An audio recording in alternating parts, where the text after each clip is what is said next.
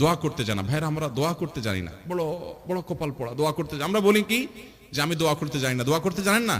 দোয়ার মতো সহজ কাজ আরেকটা নাই, সবচেয়ে সহজ কাজ দোয়া করা। এই জন্য দোয়ার জন্য অজুও লাগে না, বিনা অজুতে দোয়া করা যায়। এমনকি গোসল ফরজ হয়েছে, আপনি দোয়া চালাতে পারেন, নামাজ পড়তে পারবেন না, কোরআন তেলাওয়াত করতে পারবেন না, কিন্তু দোয়া করতে পারবেন।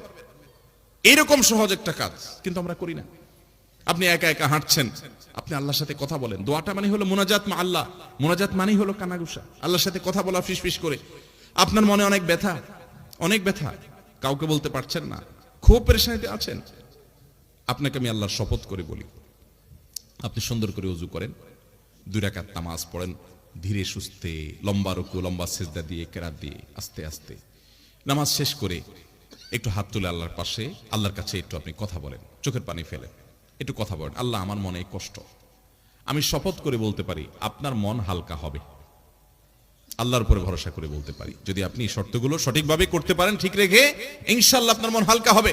কারণ নবী সাল্লাল্লাহু আলাইহি ওয়াসাল্লাম ইজা ফাজাআহু আমরুন সাল্লা ওয়া ফি রাওয়াতিন ফাজাআ ইলা সালাহ, নবী সাল্লাল্লাহু আলাইহি ওয়াসাল্লামের জীবনে কখনো পেরেশানি আসছে সোজা নামাজে দাঁড়িয়ে যেতেন। আল্লাহ বলেছেন ওয়াস্তাঈনু বিস সাবরি ওয়াস সালাহ, তোমরা সালাত এবং সবরের মাধ্যমে আল্লাহর সাহায্য চাও, বিশেষ করে তাহাজ্জুদের সময়। এটা তো বিলুপ্ত হয়ে গেছে ভাই, এই আমল তো মুর্দা হয়ে গেছে আমাদের সমাজ থেকে।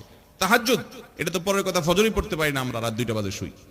নবী করিম সাল্লাল্লাহু আলাইহি সাল্লাম তাহাজ্জুদের সময় আমাদেরকে আল্লাহর কাছে দোয়া করার শিক্ষা দিয়েছেন। আল্লাহ তাআলা দুনিয়া আসমানে এসে বান্দাকে ডেকে ডেকে বান্দাকে ক্ষমা করেন। 5 ওয়াক্ত নামাজের জন্য আযান দেয় মুয়াজ্জিন, 5 ওয়াক্ত নামাজের জন্য ডাকে কে? মুয়াজ্জিন। আর তাহাজ্জুদের জন্য ডাকেন স্বয়ং আল্লাহ তাআলা। তাহাজ্জুদের জন্য কে ডাকে? তাহাজ্জুদের জন্য আল্লাহ সুবহানাহু ওয়া তাআলা। হাদিসে আসছে নবী করিম সাল্লাল্লাহু আলাইহি সাল্লাম বলেছেন যে রাতের শেষ প্রহরে আল্লাহ তাআলা দুনিয়ার আসমানে এসে বান্দাদেরকে ডেকে ডেকে বলেন, আলা মিন মুবতালান ফাআফিয়ালা, আলা মিন মুস্তাগফিরিন হাল মিন মুস্তাগফিরিন ফাআগফিরালা। কেউ কি আছো গুনাহ মাফ চাইবা আমার কাছে, উঠো চাও, আমি মাফ করে দিব। আল্লাহ ডেকে ডেকে মাফ করেন।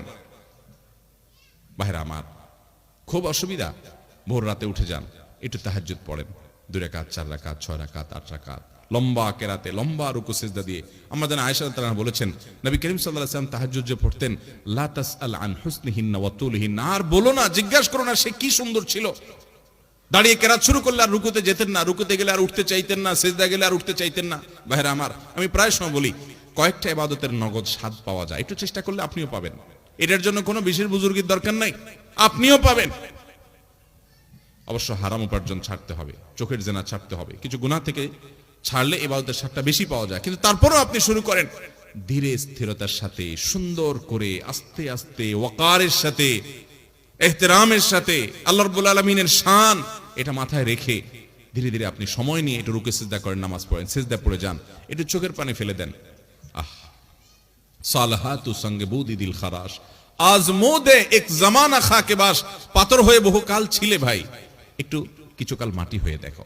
দোয়া করা, দোয়ার মাধ্যমে আল্লাহ তাআলা তাকদীর পর্যন্ত পরিবর্তন করে দেন।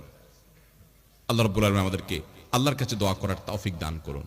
শয়তান আমাদেরকে বোঝায় কি, আরে আমাদের দোয়া কবুল হবে, আমার নামাজের ঠিক নাই, আমার রোজার ঠিক নাই, আমার দাড়িটা মুখে নাই, আমি পর্দা ঠিক মতো করি না, আমি গুনাহের কাজ করি, গোপন গুনাহ করি, এটা করি সেটা করি, আমার দোয়া কি কবুল হবে?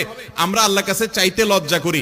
আরে যে যত বেশি পাপিষ্ঠ সে তো আল্লাহর কাছে তত বেশি চাইবে, আরো তার তো চাওয়া আরো বেশি দরকার।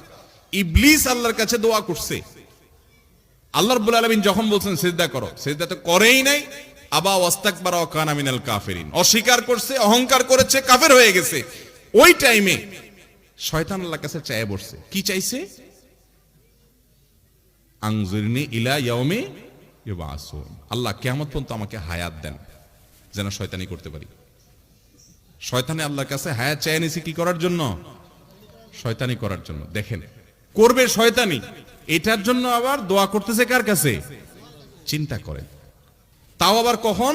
যখন আল্লাহ আদমকে সিজদা করতে বলছেন, সিজদা করে নাই, আল্লাহর সামনে সরাসরি বিদ্রোহ, এত বড় বেয়াদবির পর আল্লাহ রাগান্বিত হওয়ার সময়, ওই টাইমে আল্লাহর কাছে দোয়া করছে। কারণ শয়তান আল্লাহকে চিনে, যে আল্লাহ হাদিসে কুদসিতে বলেছেন, সাবাকাত রাহমাতি আলা গাযাবি, আমার রাগের উপরে আমার রহমতটা এটা প্রবল থাকে, এটা শয়তান জানে। আমরা রাগ হয়ে গেলে বেতাল হয়ে যাই, আল্লাহ সুবহানাহু ওয়া তাআলা তো আহকামুল হাকিমিন, তার সাথে তো মাখলুকের কোনো তুলনা চলে না। এটা শয়তান জানে, আল্লাহকে চিনে, সে আল্লাহকে ইবাদত করেছে একদম ফেরেশতাদের সাথে থেকে, সে জানে। এই জন্য রাগের মুহূর্তে পর্যন্ত আল্লাহর কাছে দোয়া করে পড়ছে। আল্লাহ বলেছেন ইন্নাকা মিনাল মুনজারিন, যাও তোমাকে হায়াত দেয়া হলো, শয়তানি করার সুযোগ দেয়া হলো, চাইছো একটা জিনিস দিলাম, বেঁচে থাকবা কিয়ামত পর্যন্ত। তাহলে শয়তান যদি আল্লাহর কাছে দোয়া করে, আল্লাহর রাগের সময় যদি আল্লাহ কবুল করেন, আমাদের দোয়া কবুল হবে না ইনশাআল্লাহ? তাহলে দোয়া করবো তো ইনশাআল্লাহ। হুজুরদের মুখের দিকে চায় থাকবো না সবসময় দোয়ার জন্য। ছেলে মুসলমানি করাবেন, হুজুর লাগবে। ছেলের আকিকা দিবেন, হুজুর লাগবে। ব্যবসা বাণিজ্য শুরু করবেন, হুজুর লাগবে। দোকানে উঠবেন, হুজুর লাগবে। গাড়িতে নতুন উঠবেন, হুজুর লাগবে। কিরে ভাই, এই হুজুরদের কন্ট্রাক্টারি দিয়ে কত দোয়া করবেন? আলেমদের কাছে দোয়া চান, আর দোয়া চাওয়া ছাড়াও আলেমদেরকে হাদিয়া দেন।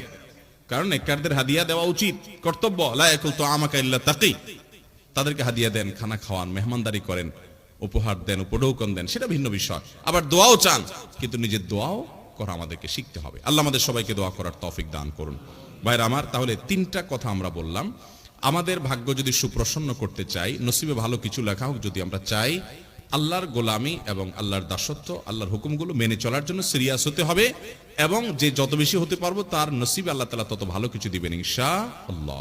দ্বিতীয়ত, আত্মীয়তার সম্পর্ক যে যত বেশি ভালো রাখতে পারবে, আল্লাহ তাআলা তার জীবনে তত বরকত দিবেন।